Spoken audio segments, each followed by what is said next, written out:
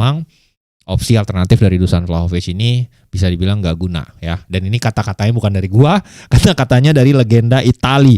Opsi dari striker cadangan Juventus dibilang tidak berguna. Kalian sepakat atau tidak? Bergabung di kolom komentar para Juventini.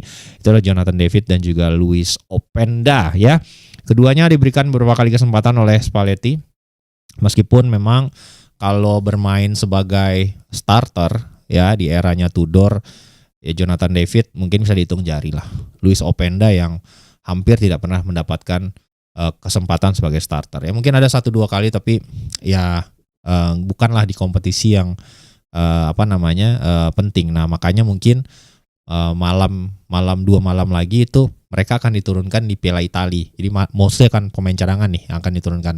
Nah, itu kita lihat nanti seperti penampilannya. Dan secara khusus dari Football Italia dilansir ini statement dari Francesco Graziani, salah satu legenda Italia, menyinggung tentang sebenarnya ini 2 pemain ini nggak guna, dibilang gitu kan. Minggu lalu saya mengkritik Spalletti karena baru masukkan striker pengganti Jonathan David dan Luis Openda di menit ke-88 gitu.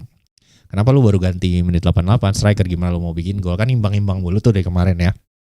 Hari ini saya paham ketika melawan Cagliari, dia jadi paham kenapa Spalletti memutuskan itu. Keduanya, Jonathan David dan Luis Openda benar-benar seperti tidak ada. Dia bilang ini nggak ada, lu masukin juga nggak jadi apa-apa gitu.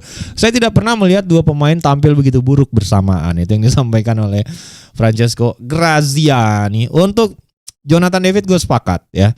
Mungkin pindah dari Liga Prancis juga dulu Adrien Rabiot kan nggak langsung nyetel, bahkan dia sempat vakum lama gitu kan, baru akhirnya dia dapat menit bermain setelah setahun. Tapi habis itu nyetel gitu. Emang butuh waktu untuk waktu itu match fitness. Beda kasusnya sama Jonathan David yang dia nggak pernah absen selama 1 musim bermain karena Rabiot kasusnya kan dibekukan oleh PSG pada saat itu, nggak mau perpanjang kontrak. Nah, sementara Jonathan David nggak gitu. Tapi memang ada adaptasi yang dibutuhkan. Begitupun dengan Luis Openda. We are still in early December.